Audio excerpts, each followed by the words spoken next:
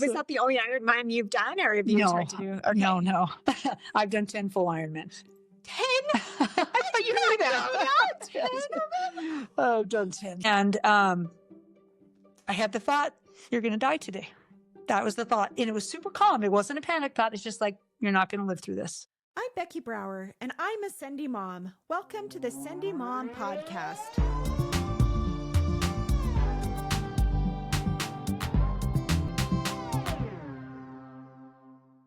Welcome to the Sendy Mom podcast. I am super excited to be here with my very good friend, Chris Schilling. And we've been friends for, like 6 years. Yeah, something like that. Yeah. So, because you moved from California, is that right? I did. Northern California. Okay. Yeah. And that was probably 6-7 years ago. 7 years ago. Okay. Very good. So, we got to know each other through Kim Jonas. Yep.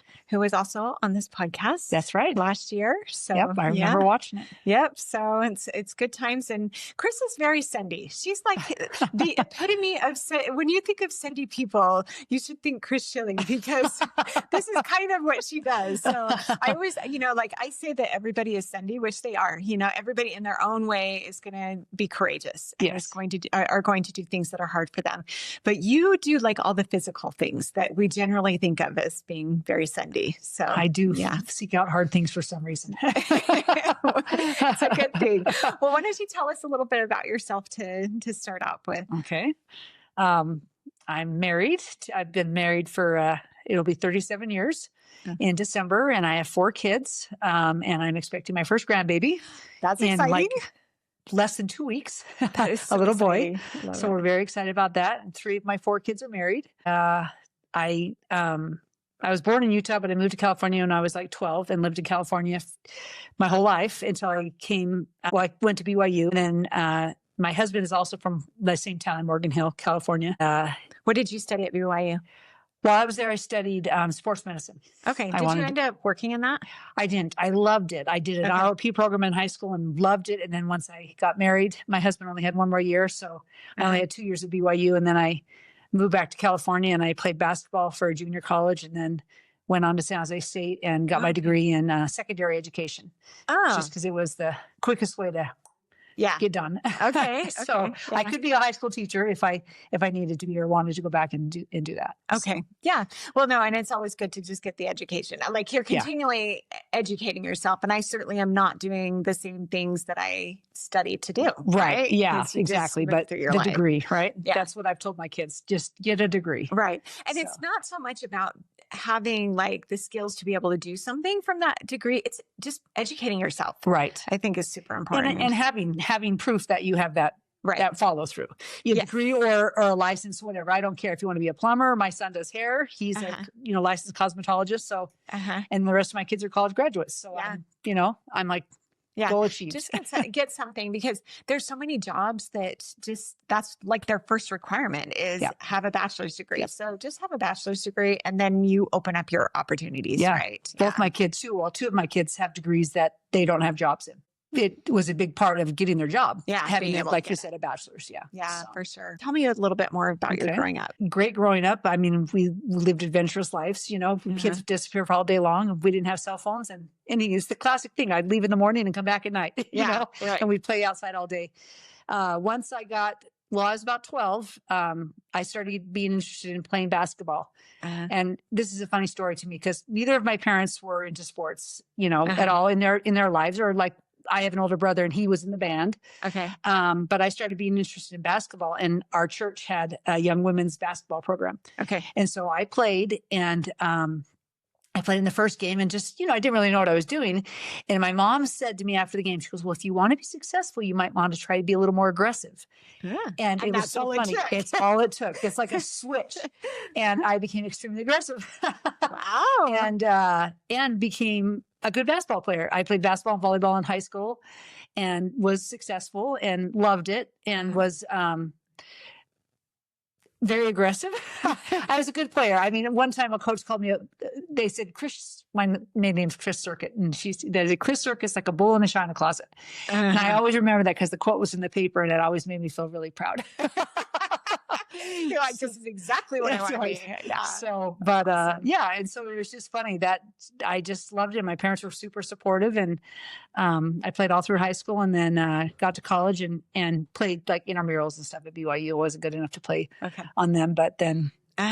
But it sounds like your parents were pretty encouraging for you to. Super encouraging. Never missed a game, took me to all my practices, paid for me to go to camps, very, very supportive, even though it was nothing either of them had ever done, were 100% behind me. So what did your dad do? What was and your parents, what was their? My dad was a salesman for what was called Desert Press. It was a church-owned press. Okay. And for years, and then he worked for another company called World Color Press, and he was a paper salesman basically to magazines. Like some of his accounts were People, Time, magazines like that. And that's back in before the digital age. Right. Yeah. So, but he supported our family doing that my whole life. And my mom was a stay-at-home mom. Yeah. Would you consider yourself a reckless or a cautious child growing up? I was probably cautious. I mean, I never did anything naughty. I was just you were obedient. Yeah. It wasn't even tempting to me. I just kind of lived my life how my mom told me to live my life.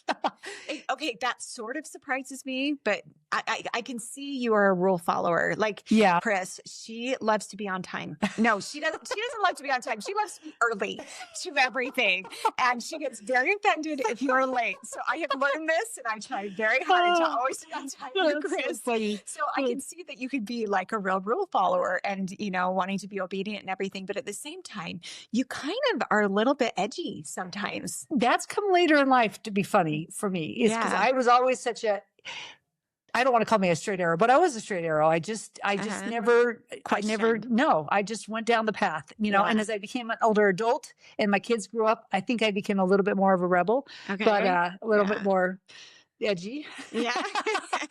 But growing up, it wasn't,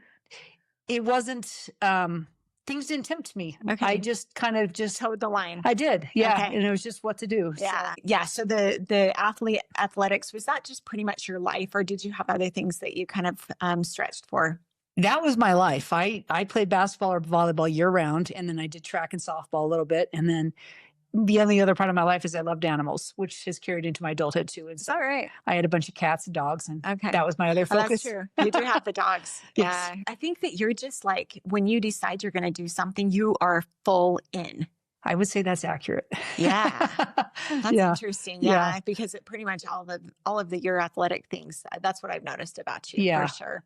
So, okay. So you go to BYU and you study sports medicine because you're like full into basketball. Yes. And loved it. Loved sports medicine, athletic training, being around the athletes and stuff. And so that was really interesting. I mean, I've always been interested in sort of the medical field kind of stuff. And it was just kind of a perfect segue. A good spot. Yeah. Okay, but then you changed to secondary. How did you feel about that? Like having to leave after your husband's graduated and you're still kind of working towards this degree. How did you feel about leaving that? It was hard. It was hard for me because I really was vested in it and very, very passionate about it. But I liked my husband more. So I was able to go back to Morgan Hill and go to junior college and play basketball for junior college. And that was fun. And another way to, continue my athletic life. Yeah. And then when I went to San Jose State, we put in to adopt a child, and I got him my senior year. And so at that point, I'm like, I got to get out of here. So my mom watched him. Let's back up because I did not realize he was adopted. My two oldest boys are adopted. Two oldest. Okay. Tell me what that was like. Well, it was hard not having kids that you want when you wanted them. Yeah. But our church has they don't have it anymore. They had an adoption agency. Wow. And so we tried to have kids for a few years and it wasn't working. And then before we really got into super involved fertility treatments, we both felt like adoption was something we should do. Yeah. So we put in for our first adoption. We waited 9 months for Taylor. Okay. And so once we became eligible, it's about a 6 to 7 months. Perfect. That's like waiting for a baby to be born. born. So we got him after 9 months, and then we started trying infertility treatments when he was young too, continuing that, and nothing was working. And then we put in for Nathan, and we got him 13 months later. Him and Taylor are 3 years apart. Okay. So we waited 13 months for Nate, our second son. And then that's pretty close. Yeah, it was. How is that? It was good because we put our paperwork in pretty quickly again because we didn't know how some people wait up to 5 years. Right. And so we're like, let's do it now. Yeah. Let's just get Taylor going. was probably 9 months old when we put our paperwork in, maybe a year. Okay. And then we waited 13 months to Nate and got Nate. Wow. Okay. And then we did IVF and got pregnant with Sienna. Okay. And Nate and Sienna are just 2 years apart. Yeah. And what did you do to help to integrate them into your family? And do you still have contact with their birth parents? Did you at all have contact? Taylor's was a closed adoption. We have since, I'm in contact with his birth mother now, have been for like 5 years. Okay. I haven't met her yet, but we correspond. And then Nate's birth parents, we met them when she was pregnant. She was 16. His birth father was 17. Okay. And we met them and his birth grandmother. And it's been 6 years ago since we met her. What was that like? Was that like awkward? Amazing. It was amazing. Okay. One of the best days of my life. Yeah. It was so cool. I mean, both my boys found their birth parents through birth mothers, through Ancestry DNA. Okay. Our oldest son, Taylor, gave us all kits one Christmas. And Nate was, I think he was 21 or 22. Mm-hmm. And he put his in and immediately got a match. And it was just interesting because he sent me a picture. I was skiing. I was on the ski lift going up in Park City. Okay. And he sends me a picture and there's a woman with a little girl on her lap. And I was on the ski lift. So I just look at it. I'm like, one's too old, one's too young. And he goes, Mom, look below. And it said, 99% parental match. I just bawled. Because he met her. And then I'm like, have you called her yet? And he's like, no. I'm like, oh my gosh, you've got to call her because they get alerted as soon as there's a match made. And she put his profile up and she put her profile up when he was 18. Oh my goodness. She waited like 5 years. She was waiting for him. And I'm like, oh my gosh, you got to call her right now. Oh. And when he called her, I don't know how she knew because they corresponded on the phone. And then she said, can I call you? She recorded the phone call. Aww. Oh my gosh. That makes me cry. You should watch the video when we had our whole family over and we met him and I had a photographer come and video it. I'll have to show you. Oh yeah. I totally want to see my gosh. It was honestly one of the highlights of my life. So, because sometimes you can, I think with adoption, you can kind of feel a little jealous of the birth parents or of the other parents, but it sounds like you just adopted her into the family too. We did. And he's got like 2 mothers. Yeah. I mean, she lives in Utah. She lives over in Daybreak. That's and she's amazing. married and has 3 other kids, 4 other kids. But it was amazing. And for me, how our adoptions work, we're closed, which worked. I respect the people that have open adoptions. I think that would be really hard for me when they were little because they were my kids. I didn't want him to have to. Yeah, there was no that anything. would be confusion.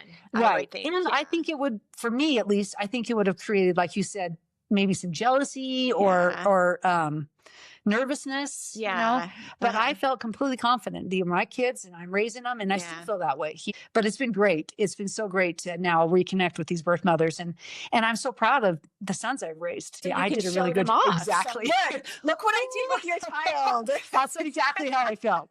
That's exactly how I feel. I'm so proud of them. That's really good insight though, because sometimes I think, probably moms wonder like, should I have a closed adoption? Should I, be really open? And it can work either way, either direction. But my kids knew they were adopted. Okay, but we were always very open about that. It was just always talked about. I had books. It was very comfortable to, out there.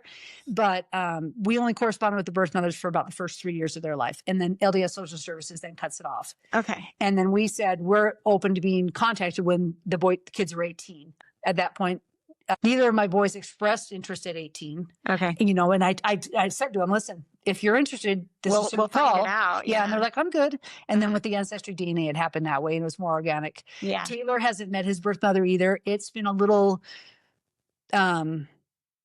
more awkward for Taylor and his birth mother. Okay.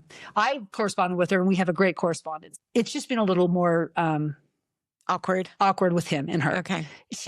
She pushed for immediate contact and she wanted him to come and meet her whole family and a lot right away. Really pushing. And it scared him. And so he's really backed off a little bit, which I feel bad for her because I'm sure that's super challenging. Yeah. But also I've got to respect Taylor. He's a grown man. It's his decision. And I've maintained my contact with her. It's not very frequent, but like on his birthday and things like that.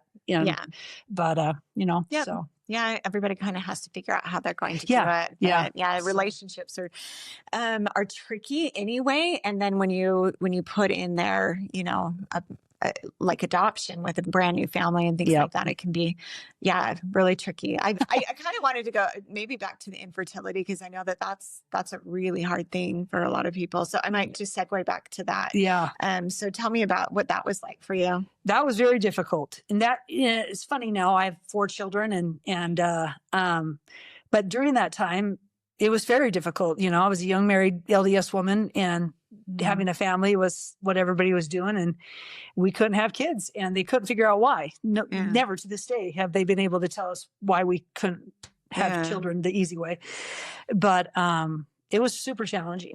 Very hard. Mother's Days were terrible. And my poor husband didn't know how to navigate it because, you know, they'd call him up, buy your wife a corsage for Mother's Day. And he'd give me a corsage at church and I'd fall apart, you know, and he didn't know what to do. Poor guy. He was just trying to be sweet. Exactly. You know, or I'd go to Release Sunday, everybody talk about their birth stories and I just kind of walk out, you know, and everybody should do that. That's, you shouldn't ever not do that. You know what I mean?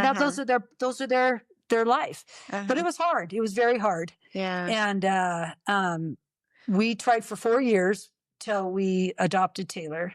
We'd been trying to have a kid for 4 years when we got Taylor. And then, I was 22 when I went off birth control and had my first biological child when I was 30. Yeah, so, that's a long time. Yeah, it was a long time. And working at that. So, but then your body just got kind of jump started after that, I guess. No, we did IVF for Sienna and Kyle. Oh, for both of them. And we did frozen between. We did a frozen between Sienna and Kyle, and then we did a frozen after Kyle. Wow. So, and then after the frozen didn't work after Kyle, I said, Scott, I think I want one more. And he goes, okay, if you want it, you got to do it now. And then I'm like, never mind, I'm done. I just needed him to say okay, and then I'm like, oh, never mind. No, I guess not. Maybe not. Yeah, exactly. So, yeah, but that's a struggle. You know, that's one of those things that you just have, you know, that is kind of thrust upon you, and you just have to like power through. And so, I love that you decided after a time that, you know what, adoption might be an option for us, and never looked back on that. No, in fact, we had to have a doctor sign off on our adoption papers. And I went to him to have him sign off. And he's like, what are you thinking? You're 23 years old. Why would you turn to adoption at 23 years old? And I'm like, because this is the way we want to grow our family. Yeah. It was, again, guided, you know, it wasn't even a question. Yeah. As soon as we decided that's what we wanted to do, it was so natural to do it, you know, and then we ended up going back and getting 2 biological children. Right. But the order it came in was just perfect. It was how it was supposed to be. Right. So, so it was great. Well, let's kind of take it back to, you know, your athleticism. Okay. So when did it morph from going from basketball into all the other sports you do, and talk to me about like all the different sports that you've kind of gotten introduced to. When Nathan was a baby, I was playing in a women's basketball league and I blew out my knee. I tore my ACL and had to have surgery. Okay. And then coming back from that was difficult, and coming back from that created an Achilles injury. Oh. I didn't tear my Achilles, but it became a chronic injury. And so I just kind of found that basketball wasn't for my body anymore. And the Achilles still gives you problems, right? It does occasionally. Yeah. It did one in my running career for quite a bit. Yeah. And so, I always just say, I'm going to play basketball for my whole life because I love it. And then your body just kind of talks to you. Yeah. I found over the years. Right. And so I moved from basketball into, it wasn't CrossFit back then. It was more like high fitness classes. Yeah. Okay. And where we would go to this high school in the morning and do sprints and push-ups and lunges and all these things. And then that coach, there was a bunch of women in my town that would do that. That coach talked a bunch of us women into trying to do a triathlon. Okay. Catalina has a sprint triathlon. Yeah. And so we all went and did this sprint triathlon in Catalina. Uh-huh. And how old were you when you did that? Oh gosh, little. No. I know. It was so long ago. Yeah, so long. Sienna was probably 2, so 25 years ago. So, I was 30 something. Uh-huh. So, probably 32. So it was just a little sprint triathlon, just tiny, but it kind of got the bug on me. Uh-huh. And then at that same time, I had a couple of friends that had been running and invited me to start running. Okay. And so I started running with them. And then I have a sister-in-law, Scott's sister. She started getting into real triathlons. She was doing half Ironman, and then she started doing Ironman triathlons. Uh-huh. And in the meantime, I'd started training and doing marathons. Uh-huh. So I started running some marathons with these other friends. And then, so you're doing this with a group the whole time. You don't have private coaches or no, it's just a bunch of us moms that are like, what one friend would get a workout, a marathon schedule, and we'd all just run. We'd run Tuesday, Thursday, Saturday. Yeah. And then I was, doing some triathlon in between there, some triathlon training also. I did a couple half Ironman triathlons while I was doing the marathons. Okay. And then Scott's sister Sue, who had been doing the Ironman, had signed up to do Ironman in Arizona and found out she had ovarian cancer. And so she couldn't do that. And then she passed away 2 years later, but had never used her Ironman entry. And her husband called me and said, hey, I'm going to see if Ironman Arizona will let me use Sue's entry. And I don't know what I wasn't thinking, but I said, if they let you do it, I'll do it with you. So this is in November, and the race was in April. Wow. And he calls me back 5 minutes later. He goes, they let me do it. So I'm like, oh no, what have I done? And so I signed up for the Ironman in Arizona. Wow. In November. Okay, tell us what an Ironman consists of. Okay, it's a 2.4 mile swim, 112 mile bike, and a 26.2 mile run. Crazy. And you have 17 hours to do it in. 17 hours. I actually just watched a reel this morning of this lady who was the first one to do it at 80. Yeah, I saw it in Hawaii just last week. Yeah, I watched her finish. That was amazing. She fell right at the finish. Yes. Yeah, amazing. Yeah. Incredible. Anyway, go ahead. So tell me what that was like then, training for that. And had you done a marathon? I had done a marathon. Okay. Yeah. In fact, I had just finished the New York Marathon when I signed up. And so I called my sister-in-law, Sue's coach, her triathlon coach. Okay. Because I'm like, this isn't something I'm going to just do by the seat of my pants if I'm going to do this. So I called him up and he's like, well, you did just do a marathon, so that's good, but you need to get on a bike like huge now. And so I trained up and I did it. And did you finish? I did. Yeah. Wow. I did it in 12:59. That's amazing. It was amazing. I thought it'd be like 17 hours easy, And I didn't wear a watch because I didn't want to be stressed. And I finished and it was 12:59, and I'm like, what? And that was the only race they let all your kids finish with you. As you come down the chute, they bring your kids out. So my finish picture, all my kids are with me, and Kyle was like 2 years old. Yeah. And so that was super cool. That's amazing. So, wow. Have any of your kids gotten that bike? Have they? No, they're all crazy. Not interested. No, I'm glad. So was that the only Ironman you've done, or have you tried to do? Okay. No. I've done 10 full Ironmans. 10? I thought you knew that. 10? I've done 10. Goodness, where have they all been? So I did Arizona, and then I did Coeur d'Alene, Idaho, and then I did Penticton, Canada, and then I got in the lottery to do Kona, Hawaii, the World Championships. And then I did Texas, and I did Colorado, and then I did Arizona again. And then for my last one, I don't know if that's 10 or not. I may have missed a couple in there. And then I did my last one. My 10th one was in Lake Placid. Wow. Well, okay. What's your favorite one? Kona was amazing because it's the World Championship, and it was just unbelievable. I didn't know there was a World Championship. Yeah, that's the one that I was in. So usually you have to qualify. I put my name in the lottery, and like over 2,000 women put their name in the lottery, and I got and like 6 women got chosen. So it was like, wow, a miracle. Yeah. In fact, it was on TV. They list the people that got on TV, and I was taking my dog to the groomer. She's like, hey, did you know you made it into the Ironman in Hawaii? I'm like, what? And she goes, I just saw your name. And I look it up, and I knew my name. Yeah. That's so awesome. So that was probably my favorite one because it was just iconic. Yeah. But my next favorite one would be Texas because it was just such great energy. The people all come out, and it's just like a party for them the whole day. It was really energetic and fun. Yeah. And the course is flat. So, Yeah. So if you were to recommend like a first one for people to do, which one would you? I would say Texas is a good one. Well, it's probably lower elevation. Is it lower elevation? Yeah, it's lower elevation. It's a flat course. The swim's in a lake. If the swim is intimidating to people, it's in a lake, it's a man-made lake. Okay. But it's a little less intimidating. The bike's flat, the run's flat, and it's got a lot of energy. Okay. So that's a good one. Fun one to do. Yeah, it's good to know. Where in Texas is it?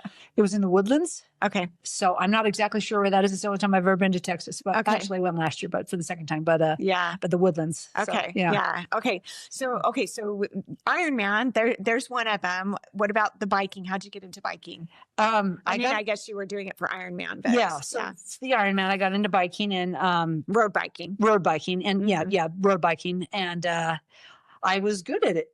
It's funny because I'm not a good runner. I'm an average swimmer. I'm a good cyclist and I'm a poor runner. Okay. But it was fun for me when I started cycling because people that could run circles around me running, I was a better cyclist than them. And so it was encouraging for me to see, okay, I have some potential here. I'm actually, because it surprised people that I was a good cyclist when I wasn't a good runner. So, well, that's interesting because I guess that's what makes the Ironman or triathlons really kind of nice, because if you suck at one place, maybe you're going to be better at another place. For sure. For sure. Make up time. Yeah, exactly. So, but, and then I always, obviously you like what you're good at. Yeah. And so I started loving cycling, because I was good at it and I enjoyed it. And it didn't hurt as much, like running hurts a little bit. And then with swimming, I started growing bones first and had to start having shoulder surgeries. Yeah, that's not good. And then my back would hurt with running. And, in between that, I've run like 25 marathons, including the 10 with my Ironman. So I've done a lot of running. Marathons. Oh my gosh. So, I probably need to go finish one. Yeah, you should. Just one. But running wears you out. Yeah. It does, my back started to become, chronically sore from running. Yeah. And that would then affect my biking, and I liked my biking better. And so slowly I kind of transitioned from, running, biking, swimming, and kind of lost the running. And then the shoulder started, I had to have a second shoulder surgery. So I kind of lost the swimming. Are you still going to your swimming class? I don't. Okay. I had to have a shoulder surgery a couple of years ago because the bone spur keeps growing back. And it's too painful. It is. Yeah. It's not worth it. Yeah. It's where I met Kim. So I was glad I started swimming. But right. Well, and it's not the truth. Like anytime you start something that involves a community, that's where you make your good friends, 100%. Your best friends. You can't make new friends if you don't go out and do stuff, right? I agree. You have in to. Any community, right. Whether it be quilting or, playing an instrument, whatever. But I agree. The community is so important. Yeah, and do it. So, okay. So how many races, like what kind of races did you do on your bike? I didn't do a lot of road races. I did mostly triathlon. I did a couple road races, some crits and things like that, but nothing to, speak of. I enjoyed more training for the triathlon, and I had a lot of friends that would cycle with me, and they were crazy enough to do my long rides with me and stuff. And so that was super fun. And then it kind of morphed into the mountain biking stuff. It did. I moved to Utah, and I had never mountain biked before. And I met Kim, and she's like, "Oh, you need to get a mountain bike." And I'm like, "I'm not going to mountain bike." I mean, I've never been like, that ain't happening. I'm a roadie, And then Scott, my husband, and I went and bought the mountain bikes. Okay. Because he's like, that's a whole nother story. We bought kayaks and had a bad experience with some kayaks. So we sold the kayaks. Okay, wait. Okay, back up. Tell me bad experience about kayaks. We don't have time for all this. Well, I totally do. Yeah. We bought kayaks. We're just trying to find fun things to do as couples. Right. So we got a couple really cool kayaks. Yeah, really nice hold ones. on. How old were your kids when you moved here to Utah then? Kyle was going to be a sophomore in high school. Okay. We were kind of in a transition in California. We'd lived there our whole lives and just decided, let's make a change. And he was a basketball player. And we're like, and Scott loves the snow and mountains. Yeah. And so we're like, let's move to Utah. Yeah, which is kind of Sendy. Like if you've been living there your whole life, all of your friends are there, here. And then just to come. And so we came here, and Kyle went to Lone Peak to play basketball. That's amazing. And then you started a swim class, and then I started a swim class. Snowballed from there. Yes. So that happens. So as your kids are getting older, you get to this transition place in your life where you're like, oh my gosh, I got this guy that I've been married to that I have had pretty much nothing to do with for the last 20 my years. chauffeur for the kids. Yes, exactly. Maybe we need to reconnect somehow. And so kayaking, I think, is a great way to do it. So tell me how this ended. So we got these kayaks that were really pretty red, beautiful, like nice kayaks. Not the hard ones. They were canvas, but, like whitewater rated and all this. And Scott had planned this whole trip up in the Tetons to do this point to point in these kayaks. And it had super small rapids, and I've been on water and, I'm a swimmer and I've been in boats and things. So we didn't think anything about it. No problem. We had a ride up to the top, and then we had a Uber that was going to pick us up at the bottom and take us back to our car. And we had our little picnic and everything. And so we put it in at the top, and it was supposed to be, I think it was a 10-mile run. Okay. And just the two of you. Just the two of us, each in our own kayak. Yeah. And we started, and we went down a few miles, and we stopped for lunch right at this little place where there was a little bit of a shore, and there was a big tree going across the river. The river was probably, I don't know, 100, maybe 150 feet wide at that point, and there was a big tree fall in the middle. And so we're sitting on the side, eating our lunch, and we're watching these, because it's a route that's professional rafters go down quite often. So all these rafts are going by with all these people in it, like, no problem. Easy. Yeah. You know, you can go around on either side of the tree. And so we're not thinking anything. This is all hindsight. I'm giving you this perspective. Right. And so we get in our boats, and Scott's in front of me, and we start, and he says, go to the right. And I started getting pulled to the left, and I'm like, I'll go to the left. You know, not thinking it's a big deal. Right. So Scott goes to the right, and he goes around the tree. And as I'm getting pulled to the left, not voluntarily, and still not thinking I'm in trouble. Right. I get pulled to about the middle of the tree fall, and my boat turns around, and it sucks the back of my boat into the tree.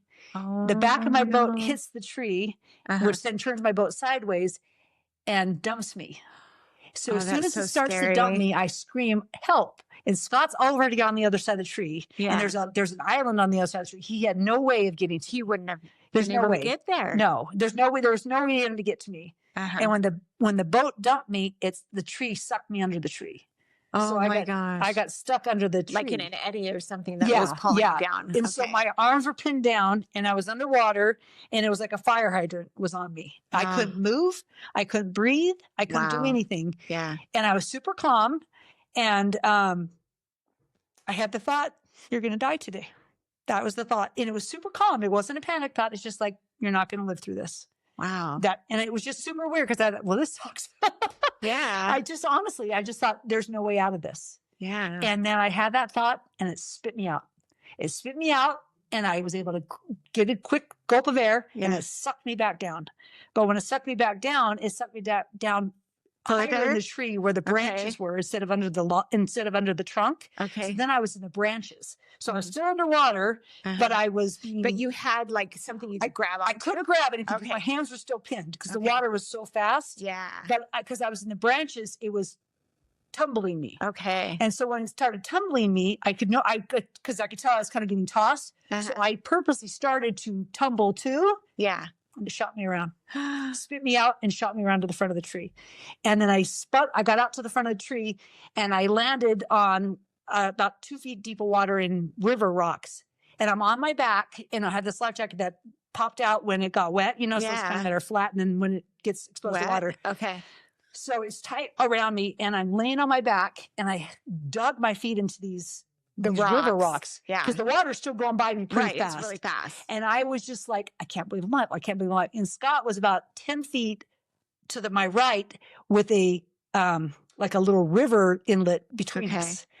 And in the meantime, a professional guide was with a bunch of tourists on there, had seen everything. What had happened? And he pulled over, and he docked his boat with all these poor Asian tourists. On the boat, and he goes running over, and he ties those buoy things, the life rings they throw out to people. Yeah. He tied it around Scott's waist, and then helped Scott get across that eddy to me, and then pulled us back over. Wow. And then put us in his boat and took us down. Wow. My boat was still stuck halfway into the tree. Did it ever come out?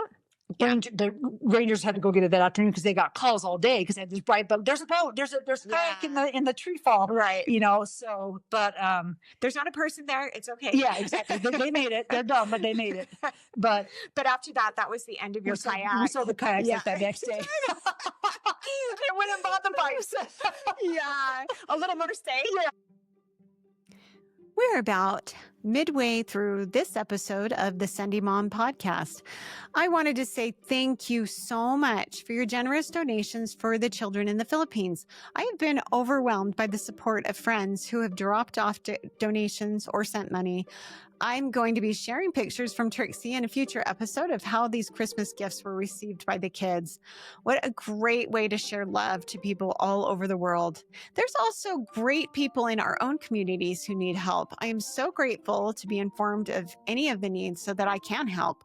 Thank you. Thank you. There's still a few more days to bring over donations. I'd like to have donations by October 31st. If you have some kids close for ages 0 to 12, please bring them over. I also realized that in the Philippines, they have eternal summer. So please give your winter clothes to another project. I will make a DI run with anything we can't send over, though. If in doubt, just bring it over. Monetary donations would be greatly appreciated as well. You can Venmo me at Becky_Brouwer. It's BECKY_BROUWER. If we have extra money, I'll be buying some dishes for the kids who can't afford them, as they need to bring their own dishes to get the food from Rise and Rebuild. Our mission at Sendy Mom is to build, lift, encourage, persuade, and inspire women to live fearlessly. I love doing this. Please support Sendy Mom by leaving a review, liking it, and sharing it with friends and family. You can also support us by subscribing to our podcast on Apple Podcasts. For just $2.99 a month, you can continue to receive ad-free episodes of the Sendy Mom podcast and early access to episodes, as well as first invite to our Sendy activities, including the next Sendy Mom Tea Party on Friday, November 7th at 9 a.m. at my house. Honestly, subscribing on Apple Podcasts is really the best way to show your support. It's super easy. Just tap the subscribe button right at the top of the Sendy Mom show page in Apple Podcasts, and boom, for less than the price of your favorite drink, you are in. I have a bonus episode that will be available next week about Trudy Ederle, the first woman to swim the English Channel. She is an amazing example of endurance, resilience, and defying the odds. She sort of reminds me of Chris. And my next guest episode will come out on November 10th. Candace Bergquist is a friend of mine. She has endured many health challenges, as well as challenges with her special needs children. She is such an example of resilience, positivity, and service. You will be blown away by her stories. Please join us in 2 weeks for that episode. All right, let's get back to my conversation with Chris Schilling. If you loved Chris's story about kayaking, you are going to love what's coming next. Okay, so kayaking is done. Kayaking's done. Let's go on to like mountain biking. Right, let's do something more safer. Have you been injured on your? Oh, you got injured on your road bike.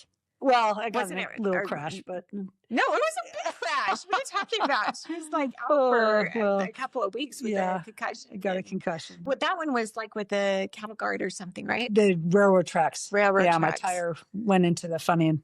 Okay. And slammed me down. And slammed you. Yeah. So don't go over railroad tracks. Okay. Go over them cautiously. Yes. But you recovered. Yes. And you got back up on your bike again. Yeah. So, and that's a month really later. The point is like, don't let these things that happen to us, like keep us down forever. Right. Exactly. Get back on the horse. Well, tell me about your mountain biking experiences. Okay. So we bought these e-bikes, and then, Kim's like, an e-bike? You need to ride a real mountain bike. Yeah. But we had these e-bikes, and I was sitting on my phone, and on Facebook, a thing popped up on my Facebook, put your name in for the Leadville lottery. Mind you, I don't ride mountain bikes, and I had an e-mountain bike. Right. And I put my dumb name in, and I'm like, tell us about the Leadville. What is Leadville? Leadville's 105 miles, 11,000 feet of climbing at 10,000, between 10,000 and 12,000 feet of elevation. It's considered one of the hardest mountain bike races anywhere. Okay. So like, is this a normal pattern for you? Like notice something on Facebook. Yeah, sure. I'll sign up. Well, it's so funny because I will say one thing about me is I should not ever enter athletic lotteries because I always get in. I got in the Kona lottery. Yeah. I got in the New York Marathon lottery. I got in the Marine Corps lottery, and I got in the Leadville lottery twice. I got to stop you that. just win. Okay, we got to put you in for the real lottery. No. I've actually never been in the money one. I should try. But I don't even know what came over me, but I put my name in, and a month later I got an email. Congratulations, you're in the Leadville lottery. Mind you, I didn't have a real mountain bike at that point. So I'd gone downstairs, Lovey, guess what? He's like, okay. And that's the other thing. My husband is so supportive of all my craziness. Yeah. I went down and told him, this is what I did, and now I need a mountain bike. Okay, well, let's go call Wes at Spry. Wow. That's what he said. Huh. And so we called Wes at Spry, and Wes laughed and built me this beautiful bike. Wow. And wow. The first time I did Leadville, I made it to mile 79. Mm-hmm. And that's the longest I'd ever ridden a mountain bike before that day. 79 miles. It's amazing. And I was super stoked, that I'd made it that far, right. And I'd gotten lost, and I made a wrong turn, blah, blah, blah, but I was still super excited. So that first year I did it, and kind of like with Ironman, it kind of got in my system. Yeah. So the next year I hired a coach. And so last year when I did it, I felt much more confident. Felt like I can do this. Mm-hmm. I was way ahead of my first year's time at all my stops. I was feeling good. And then I made a wrong turn. I followed two guys, and we went like 4 miles out of the way. Dang it. And that erased all my cushion. And then I got past where I got pulled the first year. And I basically made it to mile 93 last year and got pulled. That's because you have to make certain checkpoints by a certain time. Got it. So that was pretty devastating. Yeah. I was like devastated because I'm like, oh my gosh, because so I was feeling good. I was so close. Yeah. And so I started training for this year's Leadville 2 weeks after last year's Leadville. Okay. I took 2 weeks off, and then I put my head to the metal, and what does that look like? Like, what is your I was riding my bike 6 days a week. And so on your bike? Well, either on my bike or my trainer. All winter long I was on a trainer, but I was doing specific workouts 6 days a week. Every single, 6 days a week, I was doing a specific bike workout on my trainer all winter. And then once the weather turned good, 6 days a week outside, either road or mountain bike. She would incorporate both. And so I was ready, and also a better mountain biker, having two more years of mountain biking as a better mountain biker. Yeah. And I went to the camp this year where they have a camp in June where over 3 days you do the whole course, with coaches and everything. And that was also very good. I had a bad experience on one day. I got a little bit sick and decided I didn't want to do it anymore. And my husband's just like, don't make any decisions today. Yeah. And I will say, when I got to the start line, I was a little burned out. I felt like I didn't want to do it. Okay. I was dreading it a little bit. Yeah. And that's kind of a there has to be a balance there of like, there is when you can get burnout. Yeah. And when the joy goes away, you know what I mean? And so, we talked about earlier, like when basketball kind of went away, I loved basketball. Then it kind of went away, and then running, and then it went away. And then, so it's interesting in life how, we just go on to different periods and things just, kind of naturally. Yeah. And not that mountain biking is going away. It's not going away, but I did realize that you were maybe too intense in it? Yeah, too intense. I didn't have enough time off. I maybe trained. She would tell me to ride 50 miles and 5,000 feet of climbing, and I'd ride 60 miles and 7,000 feet of climbing. That's a problem I have. Your personality. It is my personality. Like, and so if I can give 100%, I might as well do 110. Correct. Yeah. And so that ended up biting me a little bit in the end, because I was physically, emotionally, and mentally tired by the time race came, which isn't optimal. Yeah. So instead of being excited and nervous, I was dreading. Yeah. Which is not good, because you're like, why am I wasting all this time and money if I'm dreading something? Right. But I started. Yeah. And I finished. Yeah. My third time was trying. I said all along, I will give it one more try. I'll give it 3 tries. And if I didn't finish, I wasn't going. Not that I was going to give up mountain biking, but I wasn't going to do Leadville anymore, because I'm not going to give that time and effort to something that you just 3 tries is enough. Right. But I was able to finish. Yep. So, and it was a very challenging day. My body cramped up multiple times. I was laying in the dirt, calling my husband, screaming because my legs were both completely in spasms. And I'm just like, I can't do this. And I'm in the middle of nowhere. I'm like, what am I going to do? And this angel couple on a tandem comes upon me, and I'm legitimately laying in the dirt screaming because my legs are just both spasming. Yeah. And they're like, what can we do? And I'm like, I'm cramping. And he pulls out this bottle. It's like a like an old pill bottle that he'd repurposed and threw it to me. They needed it. He threw me it. And I'd been taking salt pills. I'd been taking pickle juice. I mean, I tried to do everything I can. Yeah. He had these salt pill capsules and I popped 3 of them, popped right up and you could finish I it. passed them later, like, you rallied. I mean, they saved my life. Saved your life. Saved my life. Yeah. And the only caveat to this year's race is to get a buckle, you have to finish in under 12 hours. And I finished in 12:19. So I missed it by 19 Chris minutes. has a new goal. So I would love a buckle someday. But I do think next year I'm going to do what's called the stage race, which is, it's the race broken down into 3 days. You race 3 days in a row, and it's a section of each race. You do the whole race, but it's over 3 days. Okay. And if your cumulative time is under 12 hours, you get a buckle. It's the Leadville stage race. Okay. So my goal it's in July. Next July is to finish the Leadville stage race in under 12 hours and earn a buckle. That is fantastic. So that's the next goal. Wow. Well, and so I mean, most of your goals are kind of physical goals. Is there anything in your life that you're interested in that you'd like to try? I've been cycling now for 35 years and I love it. Yeah. I love bikes. Yeah. And so I'm like, why should I do anything else? Yeah. Which I know I probably should. No, but that's totally fine because it's not like you're not challenging yourself. Yeah, I find new ways. Yeah, find new ways to challenge yourself physically and everything. But that I think it is good to kind of find what it is that brings you joy. That's kind of what you said too. And if you like, okay, we're moving off of basketball and now we're going to move into, we're going to try running. Yeah. We're going to try these Ironmans and we're going to try, whatever. Yeah. And it's okay to do that, to like have these points in your life where you realize there's something better for you. Better, different, and as you get older, we just adjust, so like I'm not as competitive when I ride anymore. I used to be very well, and I guess that's what I was wondering is like, because you have made all these adjustments. So I'm just wondering, what is the next thing that Chris is going to get laser focused in? I mean, you've done 3 Leadvilles. You're going to go for your 4th one. And so I don't know, maybe you're going to do, well, no, you can't run anymore. I was thinking like ultra marathons or something like that. Yeah, I would love to be able to get back into running, but I just, it hurts. You know what I mean? And the trade-off's not worth it to me. I've always, when I moved here, people didn't know me before when I was the runner and the Ironman triathlete. Right. That was kind of the till end when I moved here. And so sometimes it's funny in my mind because I'm like, oh, I used to be pretty impressive. You still are.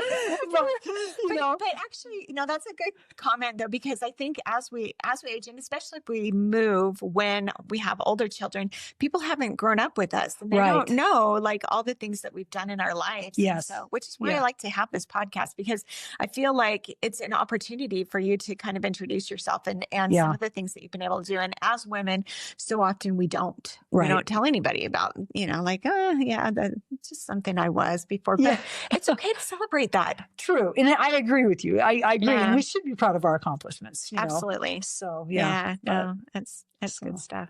Okay. Well, tell me, let's talk about raising your children. So what kinds of things have you done with your kids to help them to be a little bit more resilient and able to take risks? And what kinds of things have they done in their lives? Well, my kids all played sports and we didn't force them to, but it happened. We were lucky that they all wanted to. And so that was good because, I coached basketball too. I coached high school girls basketball and volleyball for years. And my oldest son played volleyball. And then my second son played basketball. And then my daughter played volleyball and my youngest son played basketball. Okay. And they played, from the time they could play. Yeah. So from little till they were done. Yeah. And was Scott a basketball player as well? He was. Okay. Scott played basketball in high school. Very good player as well. And so our life with kids was gyms.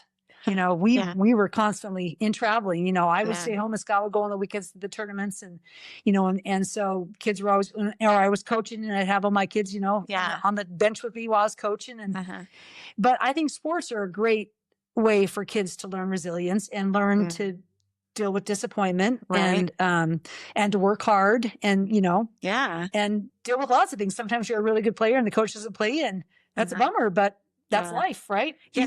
So did they choose the sports or did you?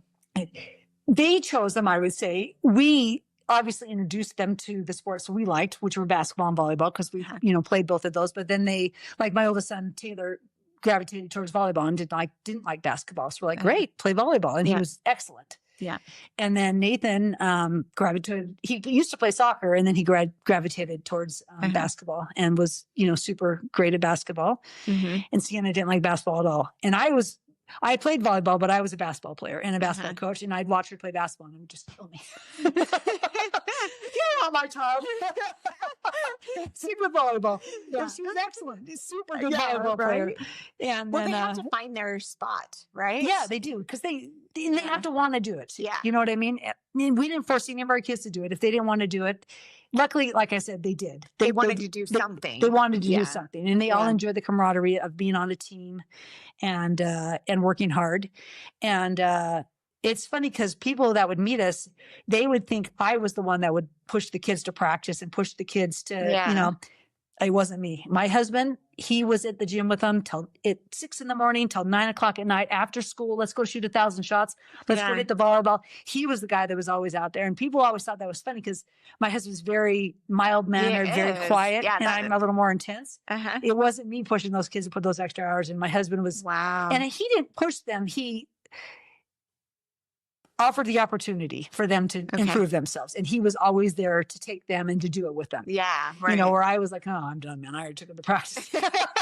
That's how I would feel. So, and my kids all did. They did that extra work with their dad, which I'm so grateful that they had that time with him. Yeah. And he was willing to get home from work and go, because we lived next to the church, and my kids spent hours in the church gyms with my husband. Yeah. Played basketball and volleyball. Yeah. So basically all in. And what a great way to build family camaraderie too, and to work together at something. For sure. Love that. Yeah, well, if you have do you have any tips for parents who are raising children that they want to be resilient? I think there's always disappointments. Kids are going to get beat up and beat down, and mentally, physically, emotionally. And I think one of the important things for me is to always feel like my kids are heard if they're talking to me, rather than just try to gloss it over. Try and be present and hear them. Hear what's going on with them, even if I don't maybe agree with their perspective. Try to hear how they're feeling.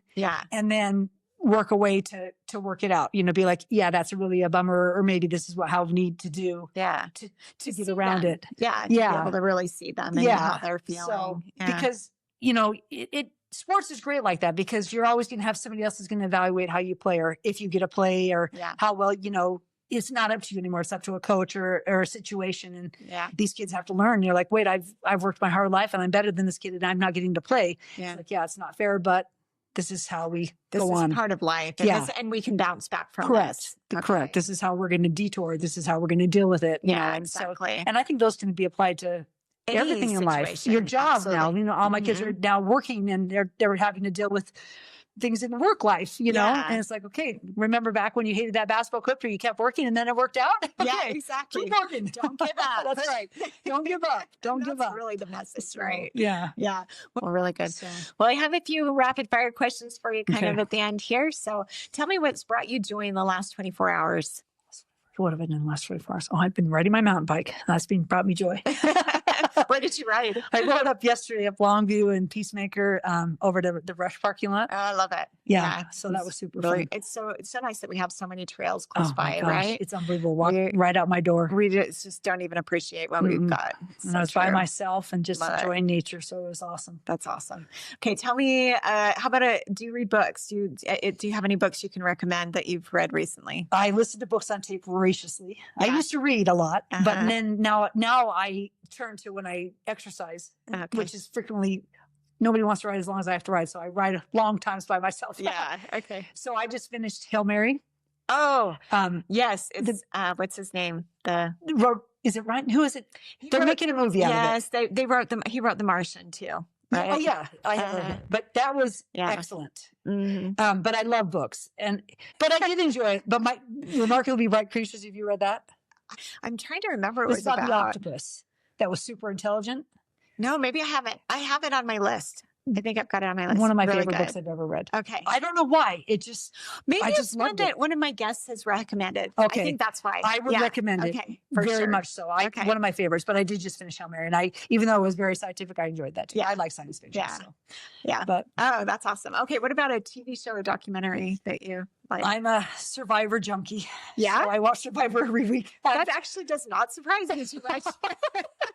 I actually used to think I would love to go on Survivor. Now I watch him like, you're too old. No, thanks. You wouldn't be able to do any of those things. But that's my guilty pleasure. I watch that. Survivor. Okay, Survivor. That's a good one. Okay, what about a charity or nonprofit that you support? American Cancer Society. My daughter had cancer when she was 2.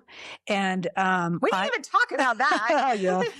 I, for 5 years, was the chairman of the Relay for Life in Morgan Hill, which is a huge American Cancer Society fundraiser. What type of cancer does she have? She had leukemia. Leukemia. When she was 2. Yeah. But it's in remission? Yep. Done? Yeah, she went in remission. It was 3 years of treatment, and then she's been clear ever since. So, wow. That must have been hard. It was. Yeah. It was a challenge. Yeah. It was. Wow. But that's a charity near and dear to my heart. Yeah. Beautiful. Yeah. No, that's great.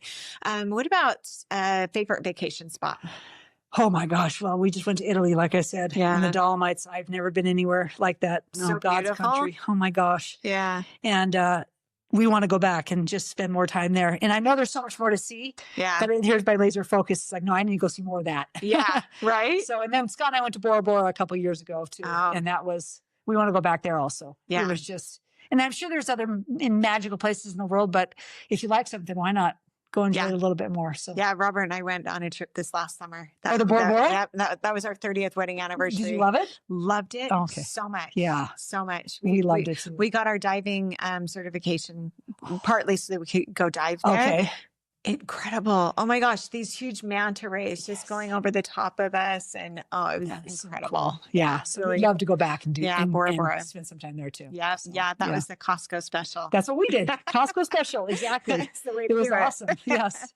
Okay. Let's see. What about something you like to do every day? Something that you try to do every day? Oh, this is going to shock you, but I like to exercise every day. Shocking. I know, weird.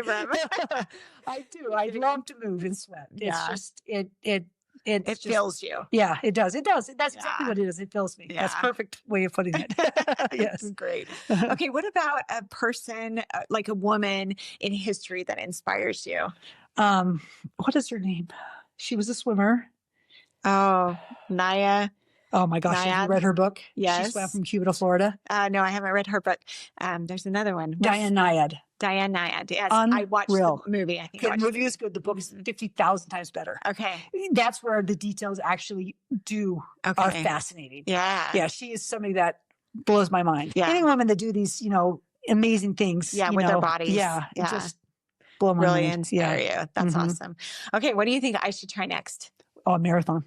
Marathon. For sure. Yeah, I probably You've done a half marathon, right? I've done a few of them. I've done probably 5. Oh, yes. Yeah. And I actually trained for a marathon, but then COVID hit and it got canceled. And then I was like, maybe I don't really need to do it, but maybe you don't I need do. to, but it's a fun thing to have done. Yeah. It's a good bucket list. Yeah, it kind of is. Okay. Maybe I need to put that on my list. Yeah. No, you should. Yeah. Well, we've had such a great conversation. Like we've woven through so many different things. And I love the tools that you have brought out, as far as like making sure that you are moving your body all the time, that you are working towards a goal. And when you have a setback, that you jump back up again. I love the stories that we've talked about of, the kayak stories. I'm so glad we got into that. But even like the adoption stories, that takes a lot of courage to be able to, to say, you know what, this path didn't work, so we're going to try something else, and then also to be able to embrace this other family as part of your own, but also to know yourself well enough to know that we can't do this when they're little. We need to wait until we've proven ourselves to be able to do that. Established our family. And I love that. So and all of the work that you've put into, oh my gosh, 10 Ironmans. That is just that's just not normal. I agree. I am missing some things. And the Leadville and like all of the things that you put yourself into, it's inspiring, Chris. It really is. You are an inspiration. And, and part of the reason why I love to do this podcast is because these are all these hidden things that maybe you don't think about that are courageous, but they are very courageous, and it's inspiring to other people to listen to it and gives them some good ideas of what to do. All right. So well, good. Thank you very much. Sure. Thanks for having me. Well, thanks for being with us on the Sendy Mom podcast. And if they want to get in touch with you, are you on Instagram or Facebook? Yeah, I think it's Chris Schilling or Schilling Chris on Instagram. Okay. So, cool. Yeah. And I will put those in the show notes. And all right. Thank you so much. You bet. We'll talk fun. To you later. Okay. Bye. Bye. In the words of Eleanor Roosevelt, do something every day that scares you.